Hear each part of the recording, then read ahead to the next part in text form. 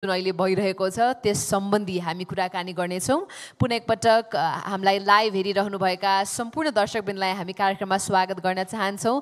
Kantipur conclave 2024 को दोस्रो दिनमा हामी छौँ। दोस्रो दिनको दोस्रो सेसन सुरुवात गर्ने तयारीमा छौँ। हलभित्र रहनुभएका सम्पूर्ण अतिथि महानुभावहरूलाई यहीँ बसिदिनका लागि म हार्दिक अनुरोध गर्न चाहन्छु। यस सत्रमा आज हामी भू राजनीतिक परिदृश्यको जटिलतामा डुब्ने प्रयास गर्नेछौँ र यो भू राजनीति खलबल जुन भइरहेका छन्, जुन गठबन्धनहरू परिवर्तन भइरहेका छन्, यी परिवर्तनहरूले राष्ट्रहरूलाई, अर्थतन्त्रहरूलाई र विश्वव्यापी स्थिरतामा पनि कस्तो किसिमको प्रभाव लिएर आउन सक्छ त भन्ने विषयमा उहाँहरूले छलफल गर्नुहुनेछ। Ladies and gentlemen, I'd now like to begin our second session, which is on geopolitical turbulence. I'd like to invite our panelists onto the stage. Mr. Michael Kugelman, Director of the South Asia Institute at the Wilson Center, USA. Ladies and gentlemen, a big round of applause for Mr. Michael. We'd also like to invite onto the stage Mr. Wang Peng, Research Fellow, the Institute of State Governance, Huangzong University of Science and Technology. Thank you very much, Mr. Wang, for being here with us. Suhasini Haider, Diplomatic Affairs Editor of The Hindu. We'd like to welcome her onto the stage as well. Dr. Khadga Casey, Rector of Tribhuvan University. उहाँलाई पनि हामी अगाडि मञ्चमा आइदिनु हुनको लागि हार्दिक अनुरोध गर्न चाहन्छौँ र डाक्टर खड्गा केसीलाई पनि धेरै धेरै धन्यवाद यस प्यानलमा उहाँ जोडिनु भएकोमा।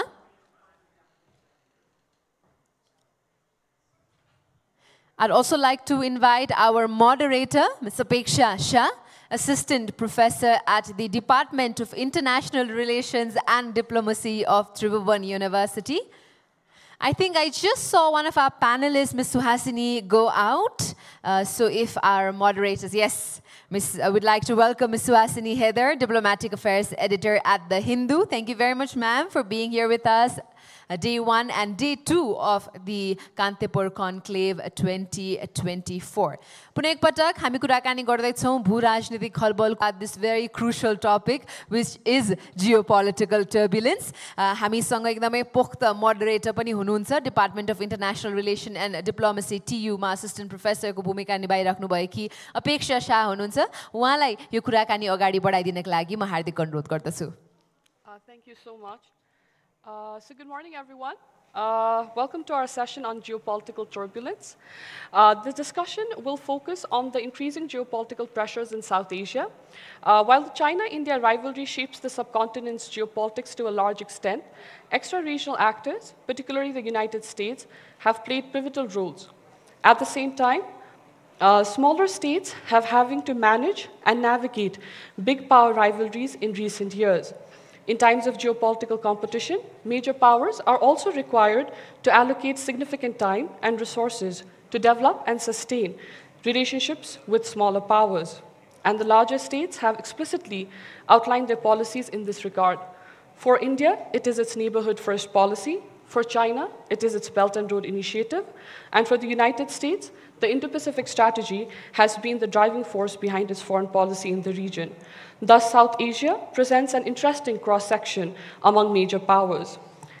In light of this, we will try to comprehend how the geopolitics is unfolding in the region and what future holds for Nepal and other smaller states. For the discussion today, we are joined by Dr. Professor Khadga Casey, Rector of Tribhuvan University. He's also the founding coordinator of Department of International Relations and Diplomacy, Tribhuvan University. We also have with us Ms. Suhasini Haider, Diplomatic Editor of The Hindu, Mr. Michael Kugelman, Director of South Asia Institute at the Wilson Center, and Mr. Wang Peng, Research Fellow at the Institute of State Governance, HUST, China. I would like to express my gratitude to all of our speakers for their time and participation today. So the session will last for about 60 minutes. As you can see, the time is already ticking. And after that, we'll open the floor for question and answers from the crowd. Right, so my first question goes out to Ms. Haider. Ma'am, what can we anticipate from the new Trump administration in terms of India-US relations? And what consequences can it have on South Asia? Thanks so much, Apekshya, and thank you to Kantipur for inviting me here. It's such a pleasure to be in Kathmandu. And yes, this is a very interesting week. We're just about, over a week since this big election in the US. And I honestly think if you look at the second decade or the third decade of the 21st century, this is going to be the third big event for the world with geopolitical consequences, and I'll explain that. I think to begin with, we had, of course, the COVID pandemic that disrupted so many supply chains and so many relations around the world, and so much movement around the world. In Nepal, in India, which really count on tourism revenues, count on remittances, this has been a big blow. The second came from the Russian invasion of Ukraine in 2022. And we saw the kind of impact that had in terms of energy security, food security, fertilizer security. We've had Indians and Nepalis going and joining the war. In fact, that has had an impact on our societies as well.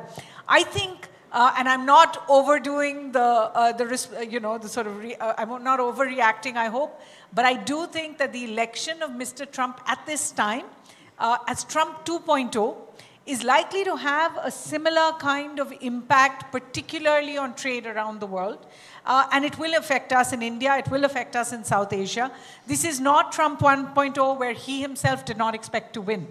This is one where you can see within a week he's announced most of his top cabinet posts. As of this morning, we woke up and we saw the entire list. Secretary of State's been announced, Director National Intelligence been announced, NSA, Chief of Staffs, every Secretary of Defense have all been announced now. So we should expect that they will hit the floor running and they will have a consistent message on moving manufacturing back to the US. So that's going to be one big thing to watch out for. I think when you ask about India in particular, a lot of cause for relief. I know in New Delhi, many had hoped that he would in fact win because there'll be relief on Russia, for example, no pressure when it comes to sanctions and India's relationship with Russia.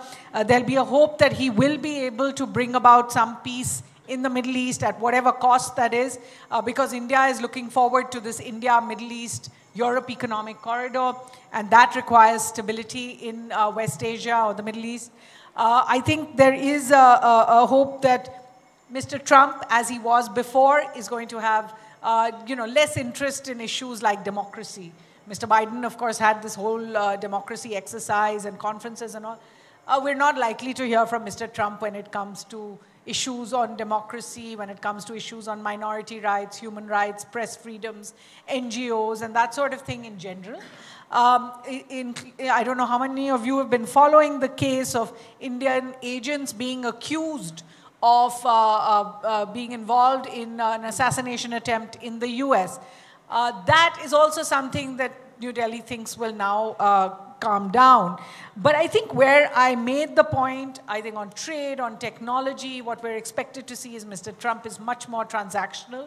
He will want India to cut tariffs. He will want India to increase its investments in the US. I think we all woke up with a tweet from Mr. Gautam Adani saying, welcome to Mr. Trump, and here's how much I plan to invest in the US in the next few years. So, making that point straight away, it's obvious that Indian Inc., as well as the Indian government, is feeling that kind of pressure. And finally, I would say, on South Asia, you might find that Mr. Trump, like he was the last time, doesn't have that much interest in the rest of South Asia. He may not focus as much on some of the other countries in South Asia. This time, US troops are not in Afghanistan, so even that amount of interest in Pakistan may not be there. And Michael, I'm sure, will speak more about that. His interest in Bangladesh will be negative. He's already come out more or less criticizing the Bangladesh government on minority rights, and I understand he sees the current chief advisor as a sort of a democratic supporter.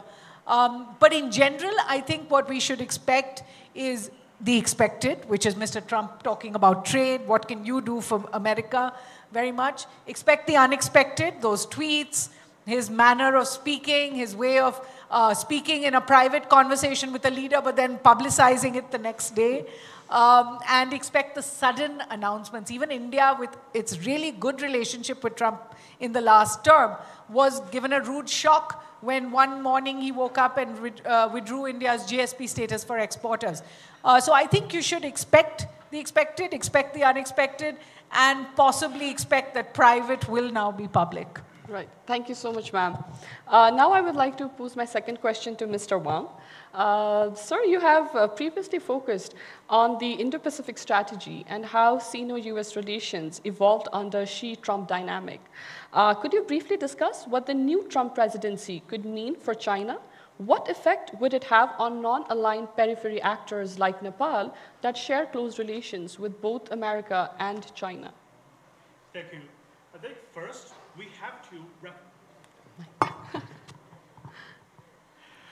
first we have to recognize two versions of Indo-Pacific strategy conducted by the US government. One is invented by Donald Trump first term, and the second is practiced now by Biden administration.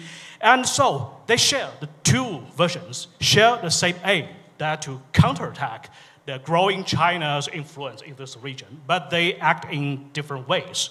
For example, for Biden administration, that they promoted by absorbing the third-party countries to join the supply chain and network of economics that led by the US while excluding China. So in this way. While for Donald Trump, we have reviewed the past 4 years that he made it in different way by trade war, the tariff war, and against every country.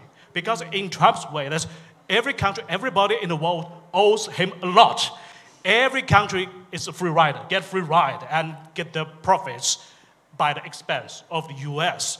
And China is the most one. So we can see the difference that the tariff rate for China is the highest, but for others, the same. Even the most allies like Japan, like NATO countries, European EU, like South Korea, all allies like this in this way. So we can say, now, no one, so review the 4 years, no country really finally can get the substantial benefits from Trump's war, even against China, because we must remember that it's America first, not Nepal first, India first, the old world first, global first. It's America first. Must force everyone, maybe the high technology from China, from Taiwan province, back to the US. And the rednecks, they think maybe Bangladesh, maybe even other developing countries, you steal the job of the redneck guys like this. So let's come to your next question. Now, Trump is coming. Winter is coming. Voldemort is back. And so my answer for your question, for non-aligned peripheral actors, my answer is all non-aligned countries get united. But I may disagree with you that periphery actor, Nepal. No, I'm afraid I cannot agree with that. If you just put your eyes to the South Asian continent, you see maybe Nepal along the Himalayan mountain, yes, to the edge of this continent, subcontinent. But if your eyes cover the two dynamic engines, China, India, the East Asian world and the South Asian world together, Nepal is in the channel. Nepal is not peripheral, but it's the center. Can you tell me which city of China you think the most likely to Kathmandu? Which one? You guess? Sorry. My Shenzhen? Xinjiang, which city? Probably south, Kashgar. Kashgar. In my view, maybe yes, in my view, it's Beijing. I'm serious. You see, Himalaya mountain, yes, Nepal, Kathmandu. And in China, Yan Mountain, Yanshan, and Beijing. You know, for thousands of years, Beijing used to be a citadel, guarding the north gate of Great Wall for the Chinese empire against northern invasions, nomadic invasions. But for the past 800 years, it becomes the center. growing importance. Why? Because it's a center connecting three different people, different civilizations. The south, Chinese farmers, the Chinese one, and to north, nomadic Mongolians. And to the east, Manchurians, the fishery and hunters like this. So only Beijing, it's a channel. It used to be the gate, the periphery, used to be a less developed one. But for the past 800 years, it's the capital of a larger China. So if you enlarge your eyes to the future world, Eastern and South Asia together, you will never think Nepal is the peripheral. No. So that's my personal idea. And so we come here, last month, I think something very interesting we need our attention. That last month, China, India get some dramatic reconciliation and get solution, a preliminary solution of the long-lasting border conflicts. Mm-hmm. So up to now, we cannot say, oh, China, India will become brothers like 1950s. It's too early to say that. But we're really happy to know this, to witness this. And we ask further question, why? Why this? Donald Trump. Come back to your question, yes. There are many answers. And yesterday we have talked about, and also my colleagues in China, we agree, thanks to Donald Trump, both India and China, we share the similar long history of suspended Asian civilizations. We will not, neither China nor India, will be used as a bulletin by Donald Trump to use China to counterattack India or force India to obedience, or either force India as a weapon to attack China and get benefit for his America first.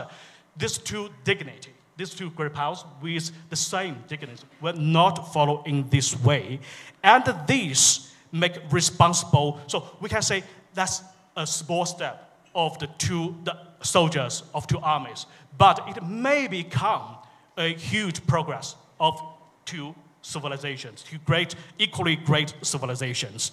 And this even show me insight that, remember, 70 years ago, China, India, as a co-editor, co-engine to promote, now we call it Global South, but the old name is what you mentioned, non-alignment movement, yes? This movement promote the world into the post-colonial era. So, but we say the split of Sino-India, that's a tragedy for all the developing countries, for colonial countries, for Global South. Now, we are happy to see something have been changed. And so in this new era, in this new kind of situation, we hope Nepal, don't think yourself as the periphery, but you are the channel. You can be the hub, you can be the center, and you are the forum. Yes, now we are the forum. Nepal, you invite a lot of experts from the US, from India, from China, from Nepal, from all the parts in this two East Asian and South Asian, and that will make the things different, make Nepal different, make the East and South Asian continent different. That's my answer. Thank you so much, Mr. Wang. That's very insightful. Now, moving on to Mr. Kugelman. I think my question is very similar, sir. The Indo-Pacific document was a significant development during President Trump's first term in office, with its free and open narrative and emphasizing the role of India in the region. As he commences his second term in office, what modifications in U.S. policy towards South Asia are anticipated? So, thank you. It's an honor to be here, and I want to thank the Kantipur Conclave for having me. You know, it's very risky to make predictions about something or someone so unpredictable, and you know, President-elect Trump, we know, is very unpredictable, and you know, as was noted, he's already made a lot of selections for his picks for his cabinet, and there's a lot of debate now about, oh, a lot of these people are very, you know, they're hardliners on China. What is that? You know, that's significant, but if you look at precedent, you know, we could be talking about people that he's picked that might not be in their jobs 6 years from now. So I think that context is important. I think that in terms of what to expect from his policy in South Asia, I think Suhasini got into this a bit. Look at what he might with U.S. relations with specific countries in the region, that is bilateral relations with countries around the region, I think there could be some notable changes. The relationship with India, I think, stands to improve in a big way. We know that there's pretty strong multi-partisan support in Washington for partnership with India, but Trump would be someone who could really for that relationship, mainly because some of the biggest tension points in the relationship in the Biden years, things like the Russia factor, the human rights issue, I think those will become less, those will not be the minefields that they've been just because of Trump's views on those issues. Bangladesh, I think, will probably be the relationship that could change the most, the U.S. relationship in South Asia that could change the most with Trump in office. I simply don't think that his administration would want to frame relations with Bangladesh in the way that they're framed now, and the way that they're framed since Sheikh Hasina was ousted several months back. It's a relationship that's now focused from a perspective on helping Bangladesh stabilize, reform, and so on. I think that Trump may think of that as something that's akin to nation building, something that he would not want to do. So I think that we could see the relationship with Bangladesh revert to how it was when he was previously in office, and then it was focused on things like trade, great power competition.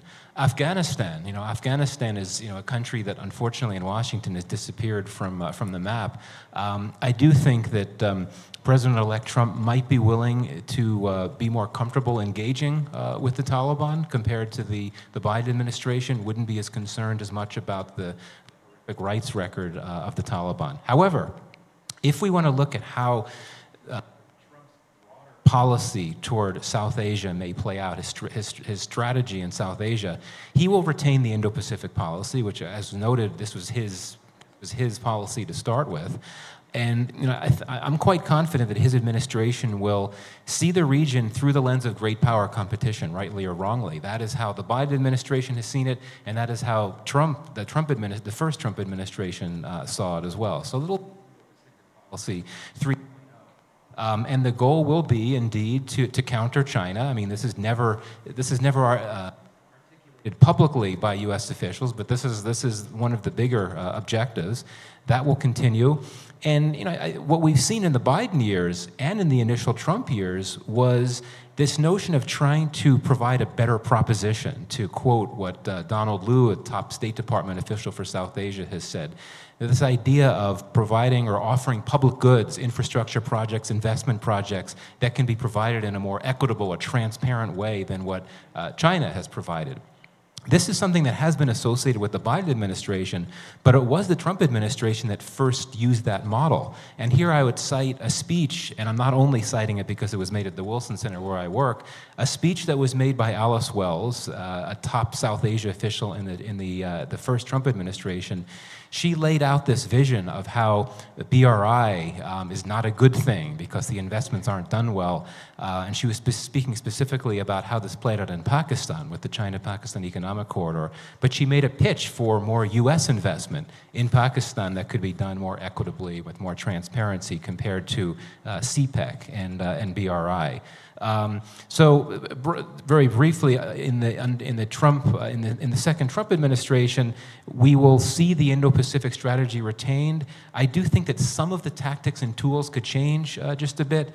I mean, we've seen over the 4 years of the Biden administration that clean energy, climate change, clean energy technology, provision, this has been one of the big priority public goods that have been emphasized through the Quad, the Indo-Pacific Quad, and also through the DFC, the Development Finance Corporation, which is really the main U.S. government investment arm associated with the Indo-Pacific policy.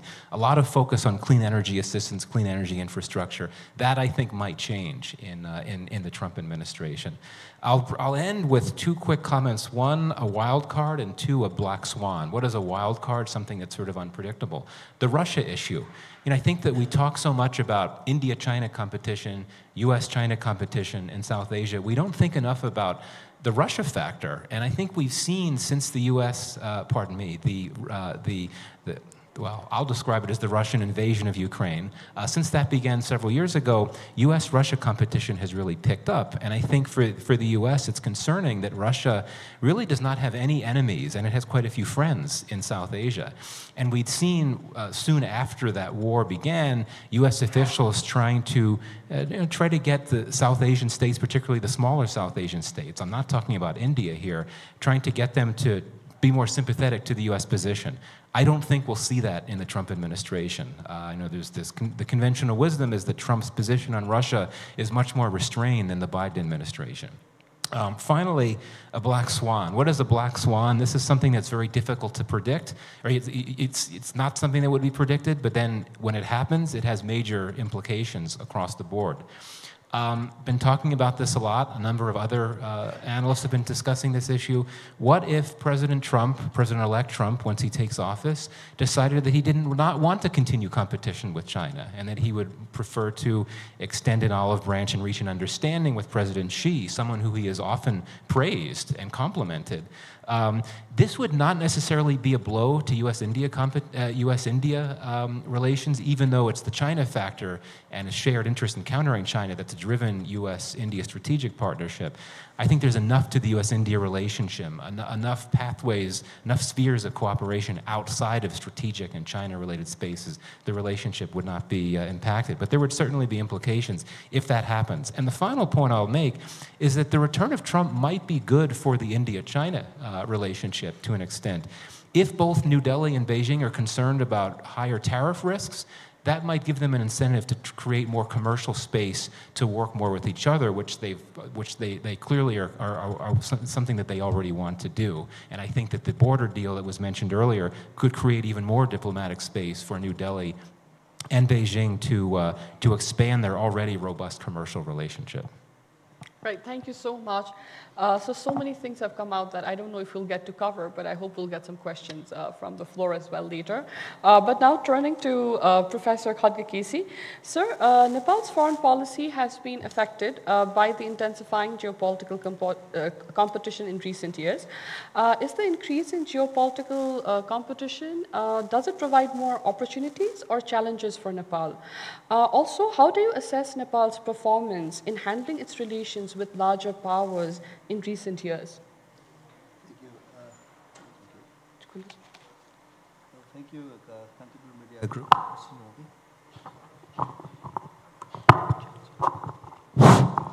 Thank you very much, Kantipur Media Group, for having me here this morning with great panelists from United States, China, and India. The topic sounds like very high-sounding. Turbulence, whether the questions raised by Apekshya will bring Nepal somewhere to the very closer to the turbulence of after the global geopolitical dynamics, especially after the Trump 2.0 re-elected election in the United States of America. And so that while talking about Nepal's repercussion of the global geopolitical dynamics and changing global power relation, how far Nepal could be affected or disaffected. Well, of course, indeed, because of our geopolitical complexities and Nepal's geopolitical situation, we often should be really much careful enough while dealing with the neighbors, even beyond the global powers, unmeasured powers and superpowers, even right from the very beginning of our nation-state building. It's not a new phenomenon for Nepal to be really much balanced for our national security, for our survival and prosperity. It is not new phenomena. However, in the recent years, global power relation has been changing very different way. Well, in South Asia, India is coming off one of the powerful economy in the global arena, and we do have a very close relationship for a long while, and geographically we have an open border. So in that sense, with the changing global power relation, especially when Trump became the second round president in the United States of America, what he has been saying in these days and what while looking of his past like track record, well, we can say that India-United States relation would be more like, engaged more closely than what they did in the past, like, couple of years. Because of course, India is a part of American Indo-Pacific strategy. India is a part of American Quad. In the meantime, it seems like that President Trump and Modi has a very close personal relationship as well. In that sense, we do have a very intensive relation with India that somehow interchangeably affect our international affairs through that line. So in the meantime, in these, after 2030s, China's BRI policies has made kind of like gradually America is one of the competitor. And United States of America, even during the Trump first tenure and then after Biden administration, they largely adopt cooperation, conflict, and confrontation. Three major policy framework for with the United States, between China and United States of America. So in that sense, when we became the BRI member, we signed in BRI 2017. However, even after signing the BRI, Nepal has so far could not make any significant engagement with China as per the BRI framework. But it seems like that Nepal is in the BRI loop. So that has been indicating, that has been giving one kind of message for the United States of America and India as well. Whether, even if, though we are not in all the like, China's GSI, GCI or GDI, somehow we were in the GDI, Global Development Initiative, but we are yet to be engaged with the GCI and GSI. However, it has been portraying that Nepal is a BRI country on the one hand. On the other hand, United States of America and India has a very close relationship with, of course, beyond trade, they have a strategic partnership. In that sense, if we cannot really much like careful, balanced foreign policy, diplomatic behaviors while dealing with the global powers, especially United States of America and both of our neighbors. So turbulence, the terminology which is used by Kantipur for these topics would be really much kind of compatible. At the end of the day, if we will not carefully balance foreign policy behaviors while dealing with United States of America, India, and China. So that is that we have to be really must think seriously. However, while analyzing our foreign policy behavior for last 1 decade, because of our political instability, our political leaders, most of the political leaders, they do change their foreign policy behavior when they are in power and then when they are not in power. So that has made serious challenge for Nepal. There are so many opportunities for Nepal because of our geopolitical situation. We can take advantage, maximize our advantages from China and India, even United States of America, so that we have signed in MCC. We are also in the BRI member. So through that, 2 instances, 2 illustrations, 2 cases, we can maximize their engagement with us and our engagement with them. However, if we cannot carefully handle these issues, probably the challenges will be there, which we may not able to handle, maybe in worse still situation. Because so far, somehow, we have been engaging, we have been adopting the non-aligned foreign policy so that we are yet to be any security alliances of any global power, so that we are still in safe side. And for me, we still should be, we always should remain as a non-aligned country, no matter even our neighbors, southern neighbors, India, even she would be a multi-aligned. If China would have a kind of like another security bloc, probably Nepal cannot afford to be engaged on that line to remain balanced, non-aligned, to tackle challenges coming up through the changing global power relation and getting maximized benefit from especially our infrastructure development, our economic development, are bringing more FDI, even from United States of America, and of course both with China and India. So for me, what I can conclude here is that, well, changing global power relation has a very positive or very positive repercussion can be brought to Nepal if we can handle our foreign policy behavior balanced way with our both neighbors and United States of America.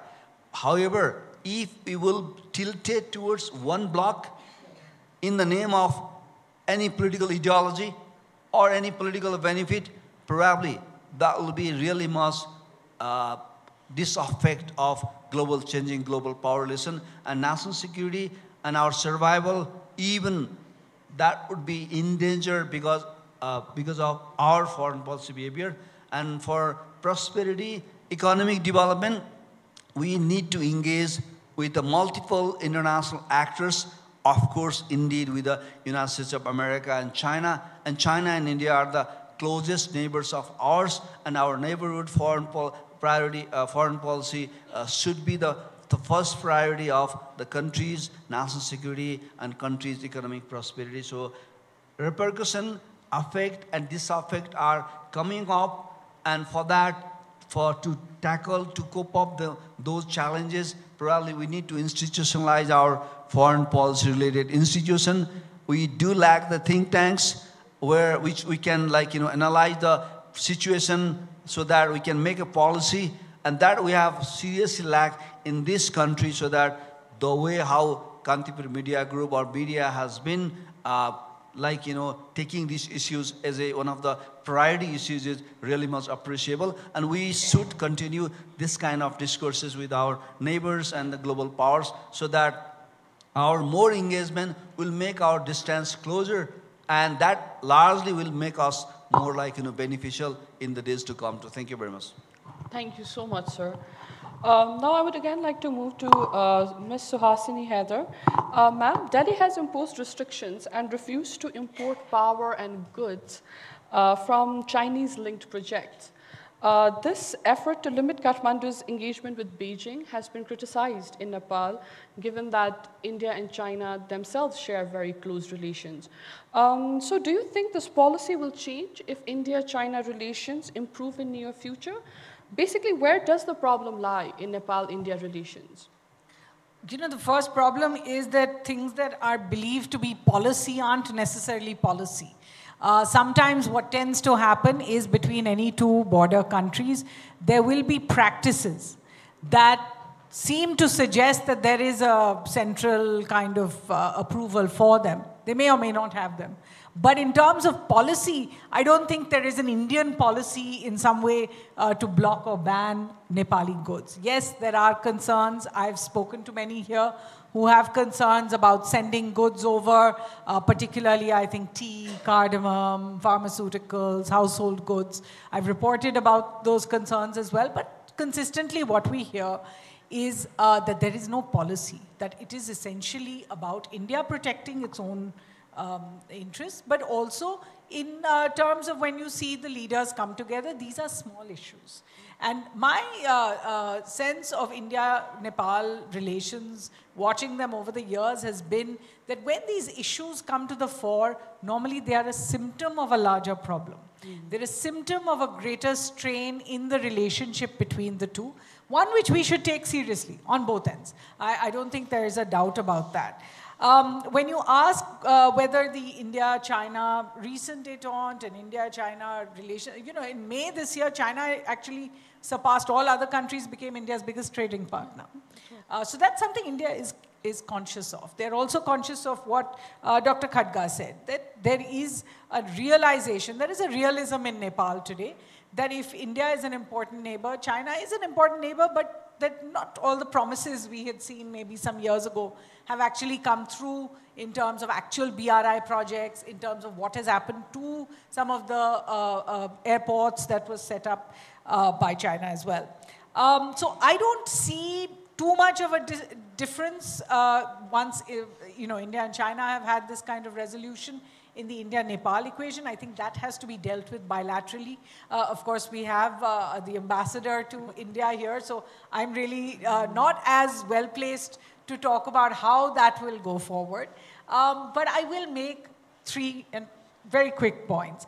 One, I think there is an issue in India when it comes to the image of Kathmandu in terms of the political instability. That you are consistently engaging with a new government here. It's not necessarily a fault, it is what happens. But if you look that in the last 2 years, we have seen 3 governments from all the top political parties come through. And so therefore there is an issue of engagement, because just as soon as you start something, as we did with a bilateral relationship, very successful one, a bilateral visit, very successful one by the Nepali Prime Minister last year, now we see we are dealing with a new entity. I think the second is the Delhi problem. Neighborhood first is a policy, but as a journalist, I will say that we have been very critical of the gap between where India says neighborhood first, but what India does in many cases. In particular, I think since 2014, we have a government that is much more muscular, that believes in letting people know it will put India's interests very much up front. I think there is a realization even in Delhi that that doesn't always work. And it hasn't, you know, whether it has been in Bangladesh, whether it has been in Maldives, a little bit in Nepal, Sri Lanka as well, we do also see a pushback. This is part of our neighborhood. This is part of our relations with each other, as if I shouldn't say family because that often gets misinterpreted, but we should behave as if we live in the same colony at least, in the same neighborhood. And that's my third point. I think there is a real issue with the fact that we have allowed regional organizations to let go. The rest of the world has turned completely regional. Globalization is a dirty word. You can't be totally protectionist in today's world. So therefore, the happy medium is that regional solution. The US, even Mr. Trump had a negotiation and had a USMCA. Mercosur in South America, the African the Continental Free Trade Agreement. In this part of the region, there's RCEP, which none of us are a member of. In terms of economics, trade, prosperity of the people, we have let our regional relationship go by the wayside. I know that there are things like BIMSTEC and BBIN, but we know that they don't have the same traction. And we have all, it's not just India and Pakistan who are the chief culprits in this, but we have all as South Asians let down the idea that we have a tent in which we can come together and deal with many of these problems, trade, climate change, remittances. You know, all of us send labor abroad. Why don't we get together and produce standards for ourselves that we will accept? Why don't we become a kind of energy group in terms of our consumption of energy? We've let this entire regional tent, as I said, go by the wayside.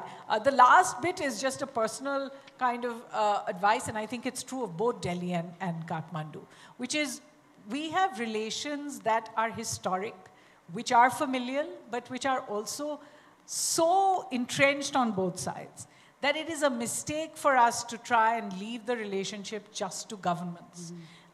We need to reach out to each other across many platforms. Journalists need to speak to each other, but also all parts of the polity on both sides need to continue to speak to each other. I feel here the communication and the dialogue in the last few years has become a little lacking.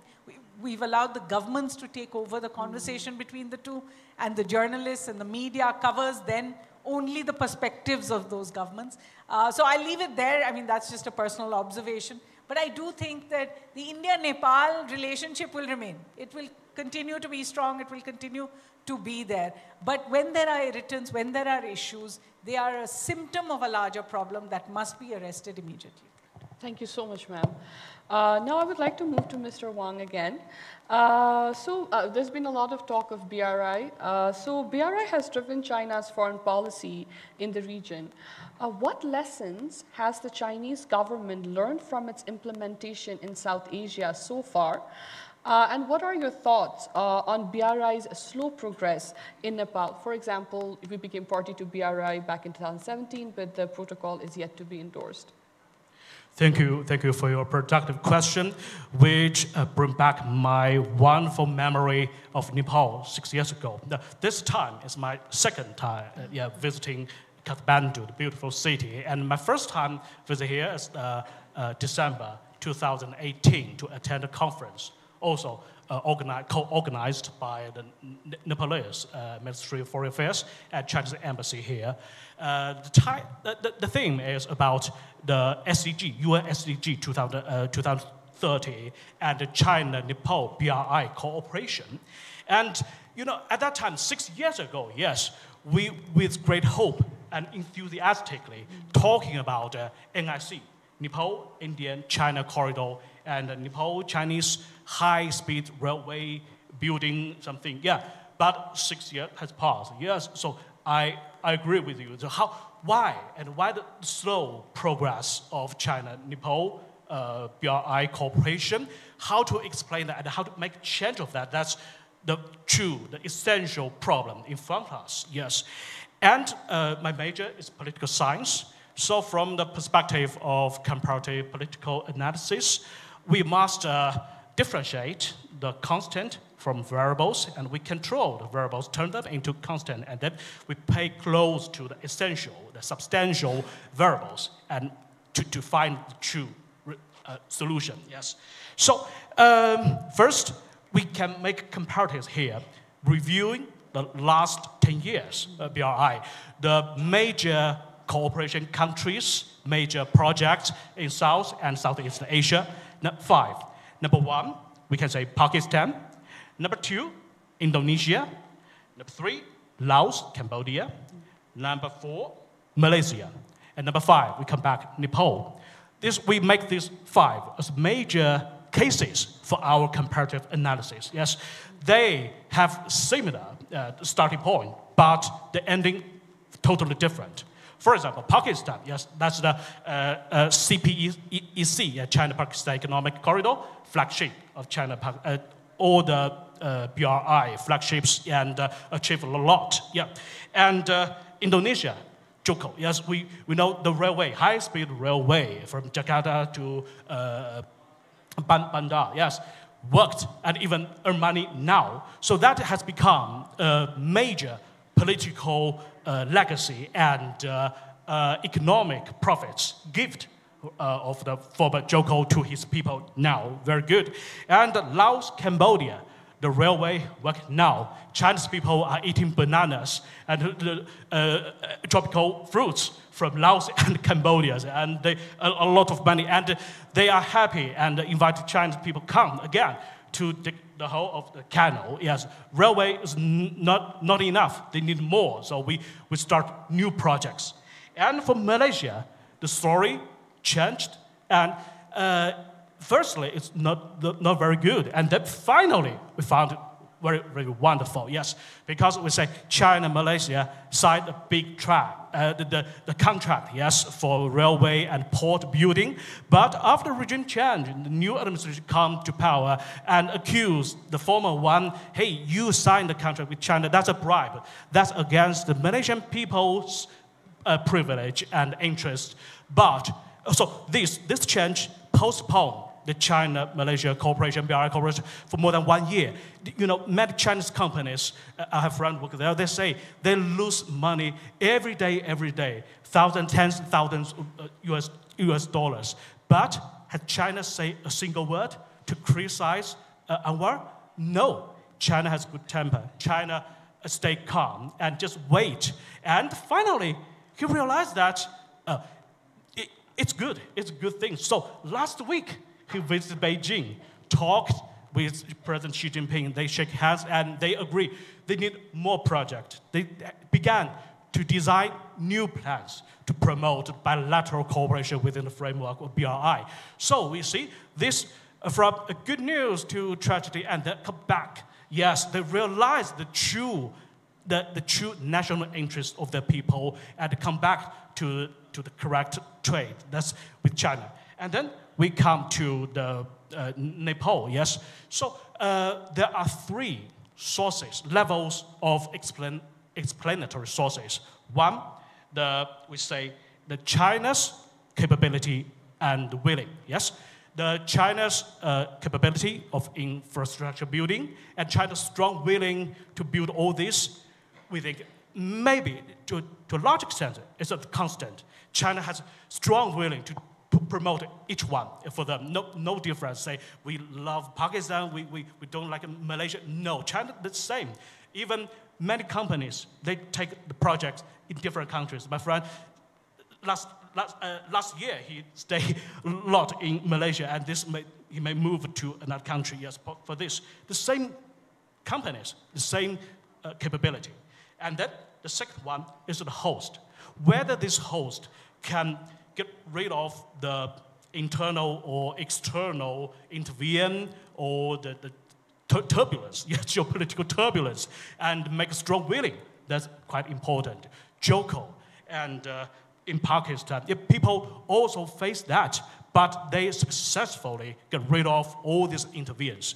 And that is why China and Pakistan, we accumulated the very, very good high level of mutual trust, because the whole regime change.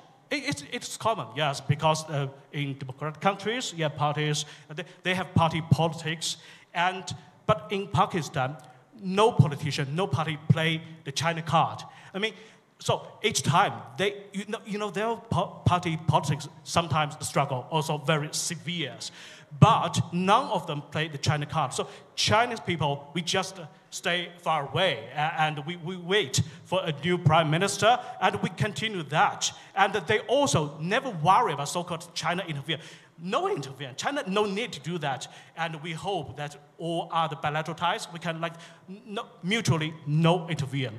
Everybody take care of your domestic things. That's your business. What kind of party you want, that's decided by your people. And every other guys keep calm and just wait for a new president. And then we sign the new contract, promote the win-win together. So here. And the third level is the China's one, the host one, and the third party. Yeah. So here, I remember 6 years ago, the same pattern, very similar. The host, moderator, and the Chinese professor, Indian professor, Nepalese professor. The Nepalese asked me question. Hey, Wang, you described the China-Nepal railway speed. Oh, okay, very good. That can give us a big market. But do you know that what's the first dream of our Nepalese people? We need a port.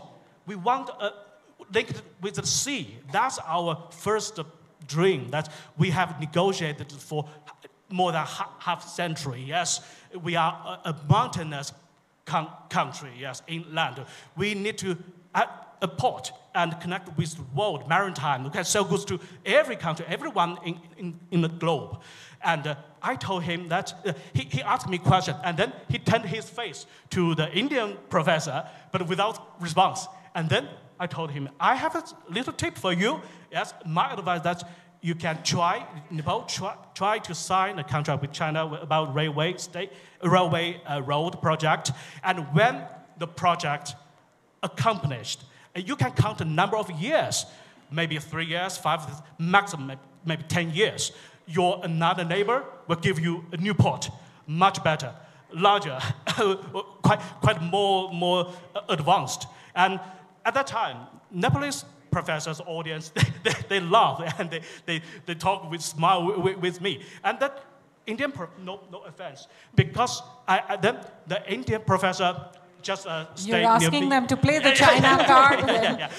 He turned a little bit angry, but very soon I used my words to explain and persuade him to agree that I dare to say this advice in public. It's not whisper. It's not conspiracy. I dare to say it in front of Nepalese people, Nepalese professor, Indian professor, because I think it's no conspiracy and it has no harm to Indian neither national interest nor national security. But maybe it has some negative impact to Indian, let's say, hegemon, or we use another word, it's regional influence to Nepal or other countries. If we take China, for example, we don't care. Nepal make friends of any other guys or make connections. You make railway with India and get a new port. we appreciate that much good, and then we can also make a railway, and then Tibet goods can also sell this, and certainly must get the permission from India and Nepal and pay the fees, certainly. So we think that the good relations with this, that all the big project like BRI, certainly it will change the geopolitical situation. So win-win plan for Nepal and China is not good enough. We need to get the applause, endorsement, yes, happiness of our neighbors. Get the win-win-win, three win together. That's good. So that is my advice for 6 years ago. But unfortunately, 6 years have passed for different elements, different reasons from internal, external.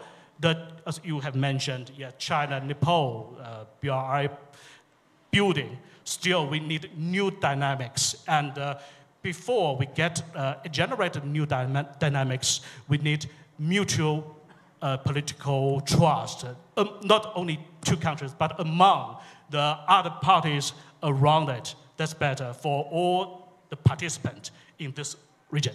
Right. Thank you so much. Now coming to you, Mr. Kugelman, in your recent articles, you noted how small South Asian states have used strategic autonomy to balance relations between India and China. Could you share some of your observations? Also, what considerations should small states keep in mind when pursuing strategic interaction? Yeah, thank you. I think it's a great question.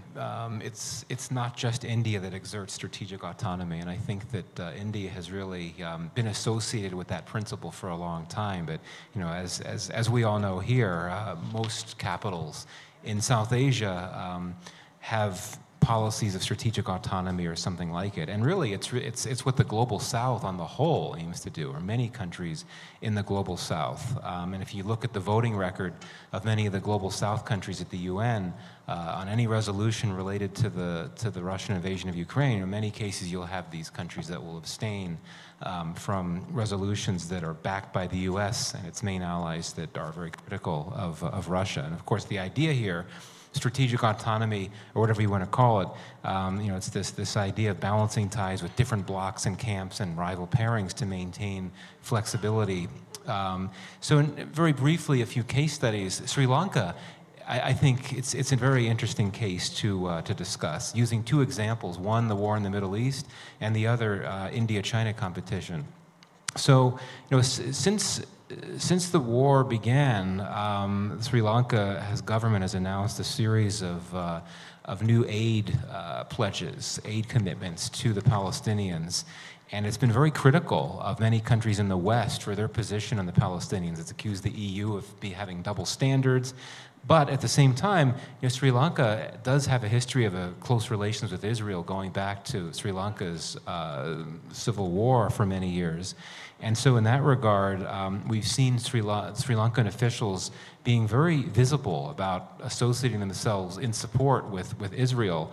Sri Lankan diplomats in Israel have very publicly donated blood for Israelis. There's a deal that was signed some months back that enables Israel to hire Sri Lankan workers. And most strikingly, Sri Lanka participated in the US-led anti-Houthi military campaign, which is very striking, really the only country in South Asia that's been a part of that. So that's how it's balanced, the Israelis and the Palestinians. When it comes to China and India competition, you know, Sri Lanka, of course, has courted Chinese infrastructure to a great degree. And the previous Sri Lankan president, Wickremesinghe, you know, he had been very critical of some principles backed by India, including the Indo-Pacific strategy. He had described the Indo-Pacific as an artificial framework, which is quite a strong way to describe that. And we've also saw some weeks back, or a few months back, a deal involving the US DFC, along with Gautam Adani, to develop a port project in Sri Lanka. And this is something that the Biden administration sees this deal as a great example of how it aims to counter China in the region through non-military means. And again, this is a port project in Sri Lanka. Maldives is another really interesting example. Of course, there's a relatively new president there, Muizu, who won his campaign on a pledge to expel the Indian military presence, which, let's be very clear, was never very large to start with, right? We're talking about several dozen troops who mainly were used to fly aircraft and helicopters for humanitarian activities. At any rate, we saw Maldives, once Muizu came to power, expel the Indian military presence, and it also signed a few new defense deals with China, which essentially have allowed those countries to work together more militarily. But at the same time, what else has he done, Muizu? He has also reasserted his friendship, Maldives' friendship with India, and he has really emphasized how India is a critical, he's used the term ally, but he's also emphasized how India is a critical partner when it comes to humanitarian and economic support. And what it seems to me is what Muizu is not doing, contrary to the observations of some analysts, is that he is trying to basically move into the Chinese camp. He's not doing that. I don't think that was ever his intention. What he seems to be wanting to do is better balance Maldives' relations with India and with China, with the main focus with India on non-military cooperation. With China, he's trying to scale up military cooperation a bit. We've already heard about how Nepal has balanced its relations with the US and China through BRI and through the much ballyhooed MCC grant. Bangladesh adapted an Indo-Pacific outlook during the latter months of the Sheikh Hasina era. And it's really interesting. It's not a strategy or a policy, it's an outlook. And what it does is it embodies a number of the principles of the U.S. Indo-Pacific strategy. It makes explicit reference to, free, open Indo-Pacific, but it also emphasizes a number of principles that China tends to emphasize in its foreign policy and international relations priorities: sovereignty, territoriality, and so on. So I think that Dhaka has also done a very admirable job of balancing ties with these different powers. If you play your cards right, strategic autonomy can be leveraged against intensifying great power competition. Going back to Sri Lanka, we know that India and China have jockeyed for influence there for quite some time. So when Sri Lanka was going through that horrible economic crisis some time back, both India and China were making pitches to provide economic financial support to Sri Lanka. And so one could argue that Sri Lanka actually got big economic benefits out of that great power competition because it got assistance from both of those countries. But all this said, the problem, the risk, is that with great power competition intensifying so much, it could put these non-aligned countries in the region in a tough spot. And we've had at least one case where you actually had a crisis, a foreign policy crisis, that a country had to face in this region because of great power competition, and that's Bangladesh. It was back in December of 2022, I think. You had a Russian ship that was trying to dock in Bangladesh.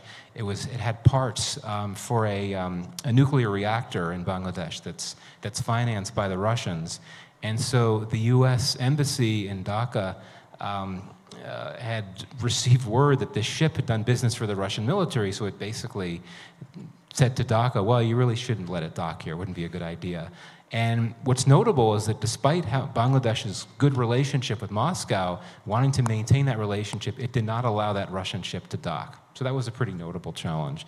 Final word, you need agency to be able to be really successful with strategic autonomy. And here I think Pakistan is a case study of when it really can't work. I mean, it wants to balance its ties with the West and with the non-West, and it does that to an extent, but it's too heavily dependent on Western donors to be able to veer as far from the West as it would like in some cases. So yeah, I'll wrap there. All right, thank you so much. So the last question is for Khadga, sir. Sir, as you know, we're in a time constraint, but so you've already reflected on this, but so what should be Nepal's strategy in the future to enhance its Thank you very policy? much once again. I will a couple of ideas, especially despite protecting the national interest, primary national interest of Nepal, which has spelled out by our constitution in 2050 constitution. I think we have to learn quite a lot from our neighbors. For example, India and China are engaging in the border dispute for a long while. Despite having very contentious border disputes, they are seriously engaging in trade relations for one of the exemplary trade relations. So that we need to be more, for me, Nepal should be always remain as a truly non-aligned, should not be engaged with any security alliances in any pretension. That's the very clear foreign policy consensus should be made inside the home. Due to the political disputes and political instability and political leaders, political actors, and we intellectual media and non-state actors, we do create the narratives in one way or another way. That really I dislike, because we are creating narratives one with another neighbors and global powers inside the home. I think that we need to be somehow, intellectual debates is needed, but there are so many narratives creating, which seems like, for example, that may eventually against the national interest of this country. We need we should have a truly non-aligned foreign policy. We should believe on our relation with no matter which size and which global powerhouses, should be based on the sovereign equality. And Nepal should focus on multilateralism, which Nepal started in 1960. Because multilateralism, regionalism is really much beneficial for small powers like Nepal, because we cannot focus on bilateralism, we can focus on populism, where we need to dialogue, we need to deal with any global powers and regional powers one-to-one. That provides its own form of stabilization to a degree, and that includes UN efforts in South Asia. If you look at how the UNDP and others have assisted with the Rohingya crisis, that's just one of a number of examples. I think that the question of how democracy fits into great power competition, I think that in the US there is a view that it's useful to look at US-China competition as something between democracy and authoritarianism. It's a very controversial way of going about that, because if you're the US, you set yourself up for accusations of double standards because of some of the US's own policies that, in terms of supporting undemocratic states, supporting countries that are democracies that have taken a turn for authoritarianism, and so on. We're not going to see the Trump administration take that position, at least not overtly. To the question to me, I guess what I'll say, to be very brief, on the question of, India, how it's looking to work with BRICS, or continue to work with BRICS and SCO, and indeed, as BRICS and SCO have both decided to expand and strengthen their desire to pose as alternatives to the West, what that could mean for India's relations with the West, I don't think it's going to have that much of an impact, just because I don't think that BRICS and SCO and groups like them are in a position, at least at this point, to actually serve as viable alternative models to the West. It's significant that they're gaining more members. I mean, BRICS is becoming it's intending to become a fairly large organization after not expanding at all, except when South Africa came on some years back. But I do think it's significant to look at that from the context of the Global South, that you clearly have rising global discontent about the Western-led system. And I think that's something that's oftentimes overlooked, certainly in Washington and elsewhere. So I'll end there. Right. So I think Khadga sir would like to take the questions for about Binod sir's question on non-alignment or strategic autonomy. And of course, the young lady here, she asked about what does democracy sort of mean for countries like us. Thank you. Thank you. So I just would like to share my opinion with I forgot the name probably. Democracy and foreign policy as kind of like almost a very break-up relations, because many United States of America, since after 1950, she had adopted the liberal international foreign policy. But even the United States of America supported non-democratic authoritarian regime even today. And China, being a communist, she has had a very good relation with a non-communist liberal country as well. So that democracy and foreign policy has very different break-off post-breakup kind of relations. So far as the General Basnet's question, well, even it has not yet to be declared as a Cold War 2.0. United States of America, once in a while, and some American think tanks quite often recited that Cold War 2.0. However, it has yet to be officially Cold War 2.0. For me, even if there would be a Cold War 2.0, and what you mentioned about Taiwan camp, probably Nepal cannot afford to be aligned with United States of America or China, clearly as a security alliance member. So for me, I might be wrong, but still, being located in a very difficult geographical situation, Nepal can choose SCO, can be working with the BRICS, BIMSTEC, SAARC, and more engaged with other financial institution, financial framework, unlike being aligned with any security alliances, so that there is no way for me to remain as a non-aligned for the sake of national security and national interest. Thank you. Right, thank you. I think, Suhasini, you can take the last one about SAARC. Is SAARC done and dusted? Surely not. What's your opinion? I can't speak for the government of India, but I will say, as somebody who's followed the SAARC process, I've traveled to every SAARC country. The truth is that the region desperately needs a South Asian forum. And I have already listed the kind of ways in which we are suffering because we don't have a regional tent to put our voice together on. This is the most populous region of the world. And yet, because we are divided, we are able to be used in terms of other people's rivalries, of players that are not actually part of this region that is divided by the Himalayas and the other mountains to the north, by the Indian Ocean to the south. I would say, yes, there is a possibility if South Asian nations, and not just India and Pakistan, who are obviously the real problem is between them, are able to put that view across and to see that the future, this is not about political boundaries, this is not about the political issues between countries, this is not about territory.